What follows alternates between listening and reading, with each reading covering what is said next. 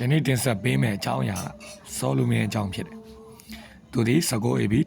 1949မြန်မာတက္ကသိုလ်417ကစုံလားစုပ်တရက်မှာမွေးဖွားခဲ့။သူ့ရဲ့အဖေကအနော်ရတာဖြစ်ပြီးအမေကအက္ကမဟေဒီဖြစ်တယ်။အနော်ရတာရှောပြီးနောက်ပိုင်းမှာဘာမှရေးရလှုပ်ရှားမလို့ပဲဘရင်ဖြစ်တယ်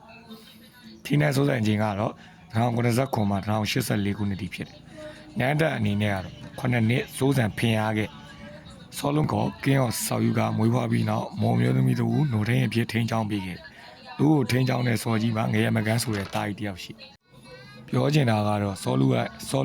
ကငရမကန်းနဲ့ဘော်ဒါပေါ့။ဘရင်ဖြစ်တော့စောလူပါတယ်။စောလူတော့လည်းရှေးဝေးမစင်စားနေဘူး။ဖေးရဲ့မိန်းမမနီးစန္ဒာကိုကောက်ယူခဲ့။မြန်မာနိုင်ငံတောင်ပိုင်းမှာရှိတဲ့မွန်နေရာတွေကိုနိုးစိုးပတ်ငရမကန်းကိုအုပ်ချုပ်စေခဲ့။ဒီနေ့မှာတော့စောလူနဲ့ငရမကန်းကျွဲစော့နေစောက်စကားများကြတယ်။ညတော့စောက်ဦးကမင်းယောက်ျားဆိုချောင်းပိုင်ဝိုင်းတီးမယ်လို့ပြောလိုက်။အဲဒီမှာငရမကန်းကဘကိုးကနေစပြီးချောင်းပိုင်ဝိုင်းတီးတယ်။အဲဒီအချိန်မှာ11မတ်နေတဲ့ကျက်စစ်သားကိုစော်ခိုင်းရင်ရှုံးမှာမဟုတ်ပဲဖင်ရပြီးသူ့ဘာသာဝင်စော့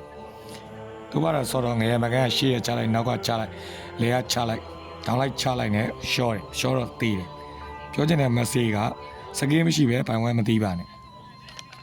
ဟုတ်ကဲ့ကျေးဇူးပါ။အားပေးခြင်းအားပေးမအားပေးခြင်းလည်းစောက်ကူမစားဘူး